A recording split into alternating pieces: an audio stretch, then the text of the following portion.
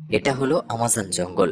এই জঙ্গল আমাদের পৃথিবীর এমন একটি জায়গা যে একাই 55 লাখ স্কয়ার কিলোমিটার জমি নিয়ে গঠিত।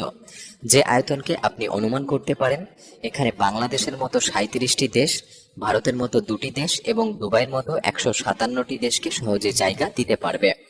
এই জঙ্গল মোট 8টি দেশের মধ্যে বিস্তৃত এবং এর শেষ সীমানা America, Colombia, Guyana, Brazil, Peru এবং বলিভিয়াতে মিশেছে। একটি বিষয় ভেবে আপনি বেশ অবাক হতে পারেন যে আমাদের গোটা পৃথিবীর জীবিত প্রাণীরা যে শ্বাস নিয়ে বেঁচে আছে তার 20% অক্সিজেন এই আমাজন জঙ্গল থেকে আসে। 40,000 প্রজাতির গাছপালার এই জঙ্গল, যেখানে প্রকৃতি একমাত্র রাজা। তাই এখানে যা ঘটে তা সবই প্রকৃতির রহস্যময় নিয়মে।